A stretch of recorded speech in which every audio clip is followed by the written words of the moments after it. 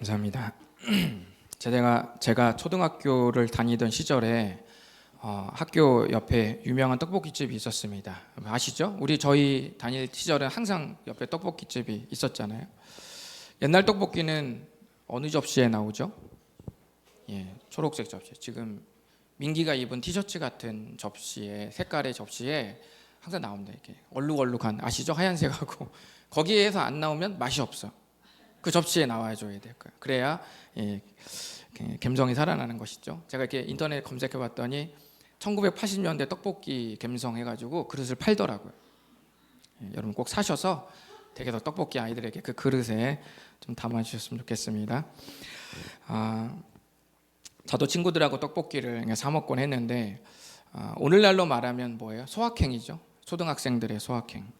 그런데 그 친구들 중에 유독 떡볶이를 잘 사주는 친구가 있었습니다. 그 친구는 다른 친구들보다 돈이 조금 더 있었어요. 조금 더 잘 살았던 거죠. 그런 탓에 그 친구의 주변에는 늘 많은 아이들이 있었습니다. 여러분 생각해 보세요. 그 친구가 계속 떡볶이를 사준다고 할 때, 친구들에게 사준다고 할 때 어느 날 우리가 돈은 없는데, 돈이 없어요. 엄마가 돈 안 줬어요. 그래갖고 그냥 갔는데 그 친구를 딱 봐요. 그럼 뭐가 생각날까요? 떡볶이가 생각나죠. 사달라고 할까? 그런 생각이 나겠죠. 반대로 또는 떡볶이가 먹고 싶을 때 그 친구가 생각나기도 하지만 또 그 친구를 보면 또 떡볶이가 생각날지도 모르는 거죠. 떡볶이 좀 사달라고 할까? 이런 마음이 올라올지도 모르겠습니다. 하지만 그 친구는 어때요? 자기가 그런 이미지가 되었는지는 알까요? 모를까요? 잘 모르죠. 그냥 자기는 떡볶이를 사줄 뿐이죠.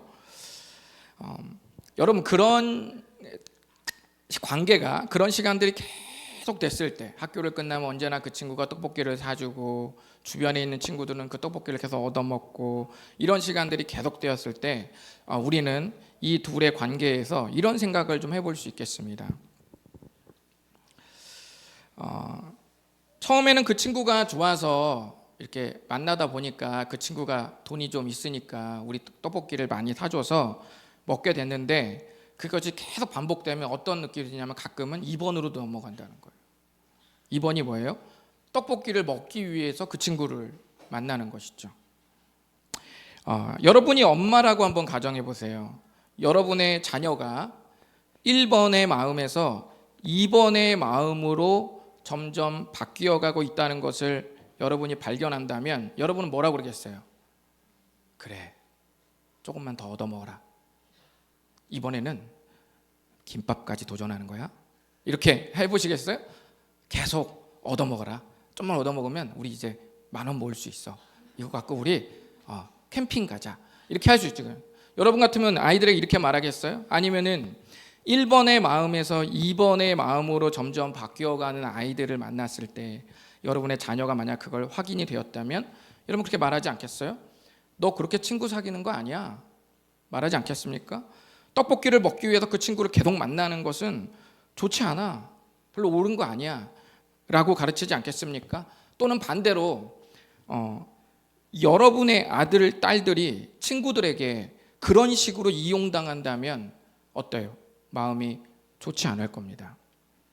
우리는 그런 친구를 학문적인 말로 뭐라고 말하죠? 두 글자인데요. 호구라고 말합니다.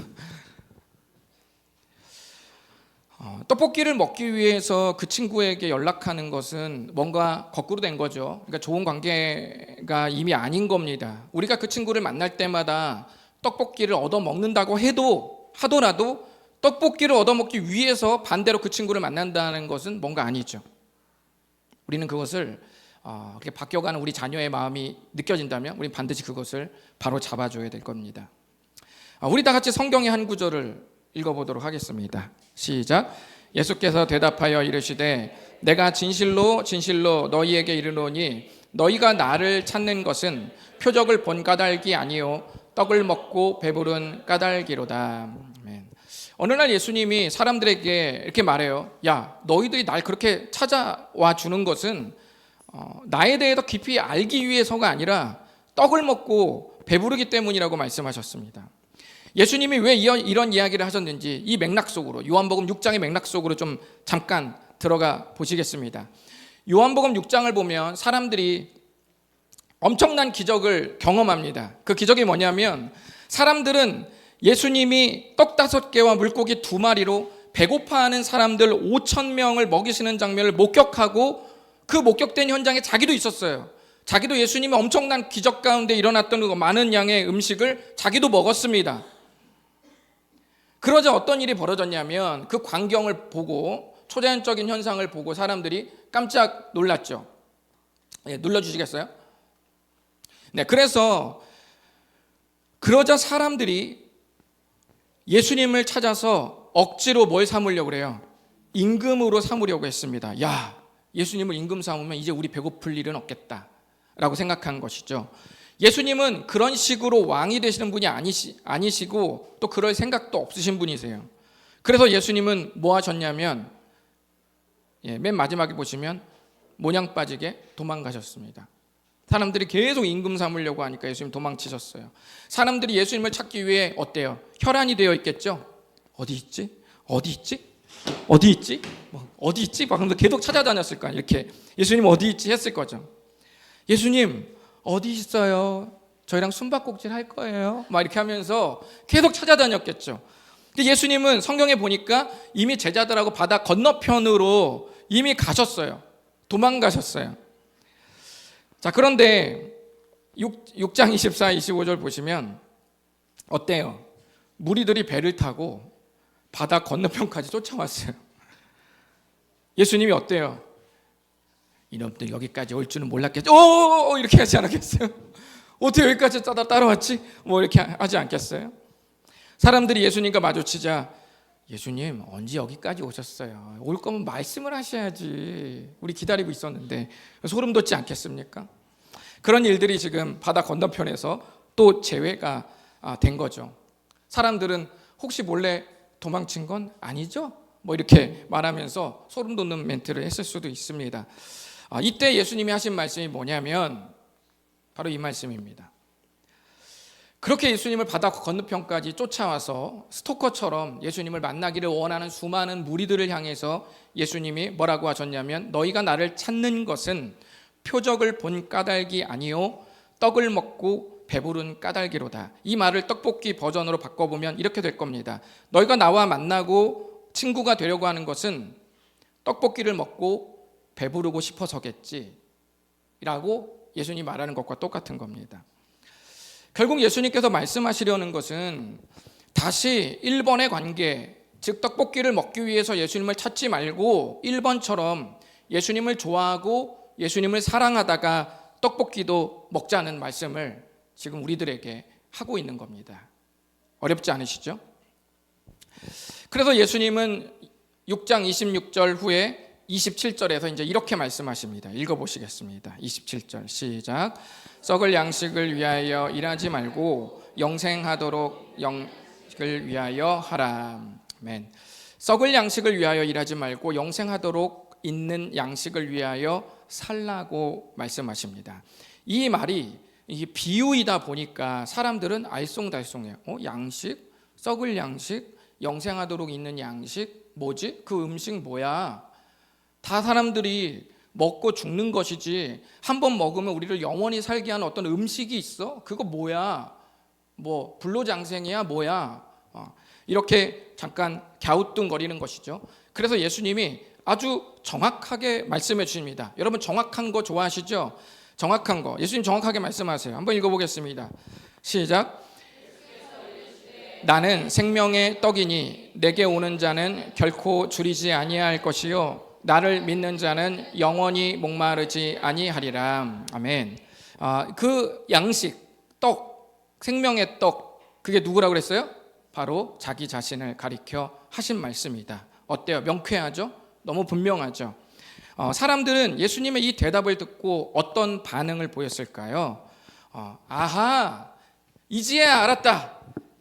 나를 기쁘고 힘차게 살게 하고 영원히 책임져 주시는 바로 그 양식은 예수님을 말하는 거였구나 라고 막 깨닫고 좋아했을 것 같죠? 그런데 그렇지 않았어요. 이 정도 명쾌하면 사실은 끝난 건데 이걸 듣고 나서 이 무리들은 그렇게 생각하지 않고 이런 대화를 예수님께서 계속 이어나가요. 오늘날로 말하면 뒷복음을 계속 이어나가니까 사람들이 다음과 같이 반응했습니다. 우리 한번 읽어보실까요? 시작. 그의 제자 중에서 많은 사람이 떠나가고 다시 그와 함께 다니지 아니하더라. 아멘. 장절 숫자도 기분이 나빠.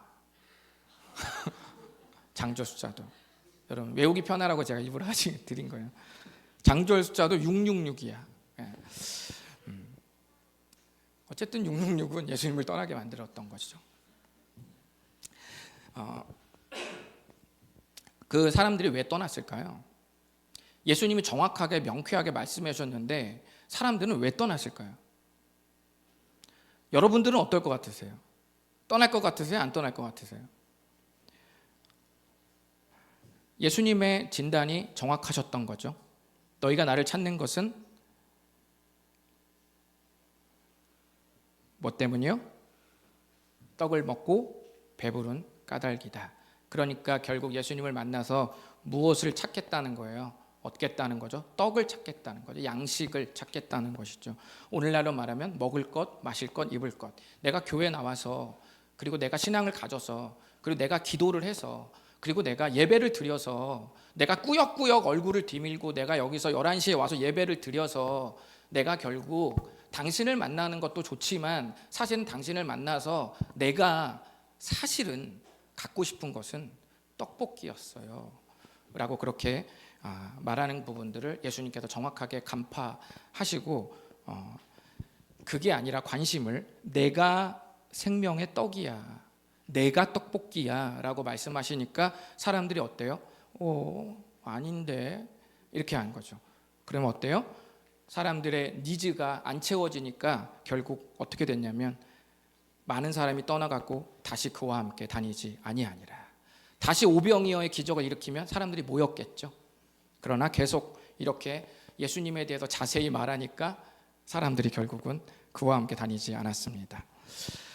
이런 반응은 오늘날 우리들에게도 종종 나타납니다. 사업을 할 때마다 대박나고 직장 연봉이 억대로 점프하고 성경을 가지고 성공과 대박과 화려함과 꽃길을 주제로 말하는 것이 좋은데 예수님에 대해서 깊이 들어가면 들어갈수록 관심이 점점 줄어들 수밖에 없습니다. 제가 인생에서 성공하는 걸 뭐라고 한 게 아닙니다. 인생에서 성공한 거, 연봉이 오르고 이런 것들이 잘못됐다는 걸 말하는 게 아니에요. 넓은 데로 가고 좋은 데로 이사하고 이게 잘못됐다고 말하는 게 아닙니다. 그게 잘못됐다고 말하는 게 아니라 성공을 위해서 그분을 예배한다면 그건 뭔가 아니라는 것을 말씀드리는 겁니다. 첫 번째로 아까 초반에 말씀드린 바에 의하면 1번에서 2번으로 넘어가는 것은 뭔가 아니라는 것을 말씀드리는 겁니다. 만약 그렇다면 우리는 떡볶이를 위해서 그 친구를 사귀고 싶어 하는 건지도 모르겠습니다. 그런 사람에게 주님이 이런 말씀을 하셨습니다. 네가 나를 찾는 것은 떡을 먹고 배부른 까닭이로다. 우리는 빌립보서 말씀을 계속 나누고 있습니다. 저번 시간에 바울은 자기의 최대 인생 수입이 누구라고 했죠? 예수님이라고 고백했습니다. 그래서 자기 삶이 기왕이면 어디서 발견돼요? 예수님 안에서 발견되고 싶어 했어요. 우리가 좀 전에 나눈 요한복음의 느낌으로 말씀드려 본다면 바울은 썩을 양식을 위하여 살지 않고 영생하도록 있는 양식을 먹고 싶어 했던 겁니다. 그 양식은 바로 예수님을 말하는 겁니다. 그러면 그 양식을 먹는 건 도대체 뭘까요? 그 먹는다는 건 비유잖아요. 우리가 예수님을 깨물어 먹을 수는 없잖아요. 우리가 애기 너무 귀여울 때 애기 볼을 깨먹잖아요. 엉덩이 한 입만 베먹고 싶다 이렇게 말하잖아요. 그리고 사람을 베먹는가요? 그런 거 아니죠. 양식을 먹는 것, 예수님을 먹는다는 게 도대체 뭐냐라는 것이죠. 바울이 예수님을 평생 동안 먹고 싶다고 그렇게 말했는데 그게 도대체 무슨 말이냐, 그것이 바로 오늘의 말씀입니다. 예수님 안에서 발견되고 싶어서 바울이 인생에서 무엇을 선택하고 집중했는지 한번 오늘 말씀 한 방에 한번 다 읽어 보겠습니다. 시작. 내가 그리스도와 그 부활의 권능과 그 고난의 참여함을 알고자 하여 그의 죽으심을 본받아 어떻게 해서든지 죽은 자 가운데서 부활에 이르려 하노니 내가 이미 얻었다 함도 아니요 온전히 이루었다 함도 아니라 오직 내가 그리스도 예수께 잡힌 바 된 그것을 잡으려고 달려가노라. 아멘. 여러분, 오늘 말씀 들으면 꼭 저녁에 가셔서 표대를 향하여라는 찬양을 꼭 들어보시면서 다시금 주님 앞에 여러분의 인생을 걸고 기도하고 헌신할 수 있었으면 좋겠습니다. 본문의 말씀을 보시면 거기 고난이란 글자 보이세요? 두 번째 줄에 빨간색으로. 죽으심이라는 글자 보이세요? 그 다음 줄에 죽으심 빨간색. 이거는 뭘 생각할까요? 1번 십자가, 2번 부활. 몇 번인 것 같으세요? 십자가를 느껴지죠? 고난, 죽으심, 뭔가 다크한 느낌 있죠? 그런 느낌은 거의 십자가와 연결이 되죠. 이거는 십자가를 상징합니다. 그래서 12절 말씀을 그리고 12절 말씀을 보시면 파란색으로 12절에 이미 얻었다 보이세요? 다 성취했단 말이죠. 이미 얻었다. 그리고 그 다음에 온전히 이루었다. 말씀 보이죠? 이 말은 무엇과 연결이 될까요? 1번 십자가, 2번 부활.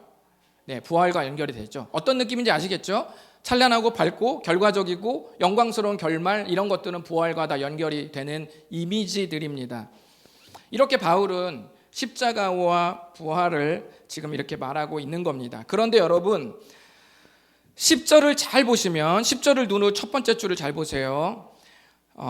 부활과 십자가에 참여한다는 것을 무엇인지 알고 싶다고 했어요. 그렇죠? 부활과 십자가에 참여하는 것이 무엇인지 알고 싶다고 말했습니다. 여러분, 그렇다면 부활과 십자가에 참여하는 걸 알고 싶으면 십자가를 본받고 부활을 본받아야겠죠? 두 개를 알고 싶으면 두 개를 본받아야 맞잖아요. 그런데 성경에 보면 뭘 본받는다고 되어 있죠? 죽으심만 본받습니다. 그럼 부활은 뭐라고 그래요? 제가 부활주일에 한번 했었죠. 11절 보시면 부활에 이른다라고 말했습니다. 도착하고 도달하는 거예요. 십자가로 쭉 갔다가 부활에 도달하고 도착하는 거예요. 그러니까 제가 저번에 부활주일에 말씀드리기를 KTX에서 표를 끊고 그 차를 타고 하는 것들은 우리가 뭔가 하죠. 그게 뭐예요? 그게 죽으심을 본받는 과정이에요. 그럼 일단 앉으면 어디까지 가요? 목적지까지 가죠. 그 목적지가 부활이라는 말이에요. 그래서 부활은 이른다, 도착한다, 이렇게 표현을 한 겁니다. 부활은 본받는 게 아니라 십자가의 삶을 본받으면 자연스럽게 이르는 도착지입니다. 그러니까 우리의 관건은 십자가예요. 그러므로 예수님을 깊이 안다는 것은 예수님의 죽으심을 본받아 부활에 이른다는 것이 무엇인지 계속 배워가는 과정이에요. 한마디 한 줄로 말하기가 쉽지 않으니까. 이게 우리의 여정이거든요. 그러니까 십자가를 깊이 안다는 것은, 예수님을 깊이 안다는 것은 예수님의 죽으심을 본받아 부활에 이른다는 것이 무엇인지 계속 배우는 과정이다. 이것을 지금 바울이 하고 싶다고 말한 겁니다. 그런데 여러분이 배워나갈 때 아주 중요한 것이 있습니다. 우리 한번 따라해 보실까요? 그렇게 했으면 좋겠다. 그렇게 저도 나아가기를 바란다. 그렇게 하기를 원한다. 그렇게 말하지 마십시오. 그냥 그렇게 하겠다, 이렇게 말씀하십시오. 제가 왜 이 말씀을 드리는지 좀 설명을 해드리겠습니다. 지금부터 제가 하는 얘기 잘 들으세요. 이 말씀에 순종하면 인생이 바뀔 겁니다. 12절 말씀을 잘 보십시오. 사도 바울이 그러면 그 여정을, 십자가를 본받아 부활에 이르는 그 여정을 쭉 살고 싶다고 했는데 12절 말씀을 잘 보시면 뭘 잡으려고 달려간다고 했죠? 12절 마지막 줄 보세요.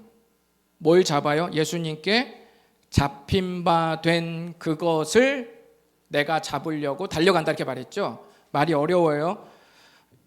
예수님께 그리스도 예수께 잡힌 바 된 그것. 누가 누구를 붙잡았다는 얘기일까요? 예수님이 누구를? 우리를 붙잡았대요. 내가 예수님을 붙잡은 게 아니라 예수님이 나를 붙잡았다는 걸 바울이 지금 알고 있죠. 그래서 그리스도 예수께 잡힌 바 된 그것, 수동태입니다. 우리가 붙잡혔어요. 그리고 붙잡힌 그것을 내가 이제는 붙잡혔다는 그 상태 있잖아요. 그것을 내가 붙잡기 위해서 내가 나아간다 이렇게 말했어요.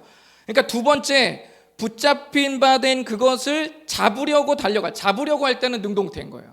그러니까 예수님이 처음에 나를 잡힌 그 상태를, 이게 말이 꼬이지? 지금 이해하시죠? 지금 저 꼬인 것처럼 여러분 뇌가 꼬이시면 안 됩니다. 꼬인 건 저 혀로 충분해요. 아시겠죠? 네. 예수님께 수동태, 예수님이 날 붙잡았어요. 그래서 내가 예수님한테 꼭 안겨 있어요. 이렇게 붙잡혀가지고 그 상태를 내가 붙잡으려고 달려간다는 얘기예요. 그러니까 사도 바울이 지금 뭐라고 말하고 있냐면, 내가 달려가고 싶다, 내가 그것을 잡으려고 달려갔으면 좋겠다, 내가 그것을 잡으려고 달려가기를 원한다 라고 말하지 않고 뭐라고 말했죠? 내가 붙잡으려고 달려가노라 이렇게 말했어요. 이게 아주 중요한 겁니다. 왜 바울이 그렇게 당차게 말할 수 있었죠? 원래 바울은 자신감이 넘치고 아주 막 죽음을 두려워하지 않아서 그런 걸까요? 아닙니다. 자기가 예수님께 붙잡혔다는 사실을 알기 때문입니다. 그의 당찬 고백은 그 안정감에서 나오는 거예요. 예수님이 나를 딱 붙잡았다는 안정감에서 내가 하겠다라는 말이 나오는 거예요. 내가 그렇게 당차고 말하고 난 다음에 실수해요, 안 해요? 하죠. 당차게 말해도 실수하죠. 아이들이 그러지 않는다고 하고 그러지 않나요? 그러지 않죠. 우리 아이들이 옛날에는 그랬어요. 목사님, 설교를 좀 길게 해주세요. 근데 요즘에는 아이들이 다르게 말해줘요. 목사님, 최대한 설교를 빨리 끝내세요. 그거 왜 그럴까요? 네. 여러분, 우리가 그렇게 하겠다고 말해도 실수하죠. 근데 실수했을 때 나를 붙잡고 계시는 손을 내가 알고 있기 때문에 바울이 그렇게 말할 수 있는 거예요. 제가 오늘 본문은 아닌데요, 좀 있으면 나옵니다. 17절이니까 우리가 한 주나 두 주 후에는 나누게 되겠죠. 3장 17절을 잘 보시면 뭐라고 말하고 있죠? 사도 바울이 빌립보 성도들에게 자기를 본받아라. 여러분, 이거 어마어마한 말이죠. 저는 아마 무덤에 갈 때까지 성도님들에게 저를 본받으세요라고 저는 절대로 말 못할 것 같습니다. 그렇다고 제가 목양실에서 밤마다 넷플릭스를 본다거나 디즈니 플러스는 밤새 막 보고 눈이 충혈돼 갖고 아침에 급조하고 설교를 그러지는 않아요. 그런 거 아니더라도 나를 본받으십시오라는 말을 저는 함부로 진짜 못할 것 같아요. 그런데 사도 바울이 뭐라고 말하냐면 함께 나를 본받아라 라고 말합니다. 여러분, 이런 말을 할 때 사도 바울은 자기가 실수하지 않을 거라는 생각에서 이 말을 한 걸까요? 나는 완벽한 사람이기 때문에 절대 난 이 말을 해도 실수하지 않을 거니까 난 이 말을 해도 괜찮아, 난 자신감이 있어 라고 말해서 너희는 나를 본받으라고 말했을까요? 아닙니다. 아니면 또 바울은 이런 말을 해도 부담이 전혀 없는 사람인가요? 그냥 질르지 그냥 거기까지 그냥 본받으라고 그러고 나중에 밑보이면 도망치면 그만이지 새벽 도망쳐가지고 그냥 대충 아무나 김민구 전사에서 설교하면 되지 그냥 이렇게 되면 되는 거예요? 사도 바울은 그렇게 아무런 계획도 없는 돌발적이고 충동적인 사람입니까? 그런 것도 아니겠죠. 왜 바울은 나를 본받으라는 말을, 그렇게 무시무시한 말을 빌립보 성도들에게 할 수 있었을까요? 예수님께 잡힌 바 된 그것을 붙잡으려고 달려갔기 때문입니다. 솔직히 여러분이 신앙의 멘토처럼 여기는 분 있죠? 신앙의 멘토처럼 여기는 분을 잘 떠올려 보세요. 아마 그분은 여러분이 신앙의 멘토로 여겼다면, 또는 그냥 인생 멘토로 여겼다면 그것은 실수하지 않아서가 아니라 실수에도 불구하고 예수님의 죽으심을 본받아 부활에 이르기 위해 평생 노력한 모습 때문에 여러분이 그 사람을 존경했을 겁니다. 실수하지 않아서가 아니라요. 여러분, 우리가 헌신할 때 그렇게 하겠다고 말하고 그렇게 하지 못했을 때 회개를 하죠. 그렇지 않겠어요? 그렇게 하기를 원한다는 말 속에 깊은 심리에는 두려움이 있습니다. 무슨 두려움일까요? 내가 그렇게 하겠습니다라는 건 뭐예요? 만약에 전선에 나온 거예요. 이렇게 딱 그렇게 하겠습니다. 딱 이렇게 나온 거예요. 그런데 그렇게 하기를 원한다는 건 뭐죠? 아직은 전방에 나온 건 아니에요. 어디 있어요? 그렇게 하기를 원합니다. 좀 기다리고 있을게요. 이런 느낌인 거예요. 느낌 아시죠? 아마 조심스러운 사람은 제 느낌이 어떤 느낌인지 아실 겁니다. 제가 조심스러운 성격이기 때문에 저는 이런 말이 어떤 뉘앙스인지 너무 잘 알아요. 그래서 이 표현을 할 때는 수동형으로 돌아가는 거예요. 내가 이렇게 두려워서 운신하고 있을 때 그분이 이렇게 들어다가 나를 안쳤으면 하는 그 마음, 그게 나에게 있거든요. 그런데 전선에 서지 않으면 총알을 맞을 일이 없습니다. 총알을 맞아야 의지를 하고 총알을 맞아야 거기서 서바이벌이 되는 거예요. 그리고 거기서 잡초 같은 신앙이 생기는 겁니다. 뒤에 머물러서 계속 이렇게 하고 있으면 나중에 안정이 있어요. 보험 같은 게 있어요. 여러분, 그렇게 하겠다고 말하면 그때부터 무슨 일이 벌어지죠? 이목이 신경 쓰이잖아요. 그래서 여러분, 다짐을 잘 못하는 사람은 제일 쉬운 게 있습니다. 이 앞에서 그냥 얘기해버리면 돼요. 다음 주에 그냥 커피 다 사드릴게요. 이렇게 말하면 그 다음 주 어떻게 해서든 자기가 돈 모아야 되는 거예요. 원래 내가 결정 장애가 있는 사람들은 그렇게 그게 좋은 거면 한 번쯤 질러도 괜찮습니다. 그리고 그렇게 하겠다고 선포할 때 내가 실제로 그렇게 해야 되는 첫 출발점에 서게 돼요. 심리상. 그러면 그게 두렵기는 하지만 그렇게 발을 떼면 그때부터 물에 빠지든지 무리를 걷든지 둘 중 하나로 나눠집니다. 11명의 제자들은 배 안에서 운신하고 있었죠. 언제 배 밖으로 나왔죠? 풍랑이 멈췄을 때 배 밖으로 나왔습니다. 그게 뭐냐면 언젠가는 내가 물 위를 걷기를 원합니다 라는 말이에요. 그래서 아주 유명한, 지금은 절판되는데 아주 유명한 책이 있어요. 그 책 제목이 뭐냐면 물 위를 걸으려면 큰 믿음을 가져라? 아니요. 물 위를 걷으려면 배 밖으로 나와라. 이렇게 돼 있어요. 책 제목이에요. 사도 바울이 너희가 나를 본받아라. 그리고 내가 그걸 붙잡으려고 달려간다. 이렇게 당차게 말했던 것은 바울이 완벽해서가 아니라 내가 그럴지라도 그분이 나를 붙잡고 계셨다는 사실을 알기 때문입니다. 여러분, 오늘부터 여러분이 예배를 드릴 때 주님께 기도하고 헌신하잖아요. 그렇게 하겠다고 말씀드리고 순종을 향해서 나아가십시오. 그리고 그 사랑을 베푸신 그리스도께서 십자가와 부활로 우리 모두를 붙잡았다는 사실을 의지하십시오. 그러면 무리를 걷든지 무리를 빠졌을 때 붙잡고 계시는 손을 경험하든지 둘 중 하나가 여러분의 가슴팍에 새겨질 것입니다. 저는 최근에 의정부 근처에 있는 동료 목사님이 심우하는 교회의 장례를 보면서 큰 도전을 받았습니다.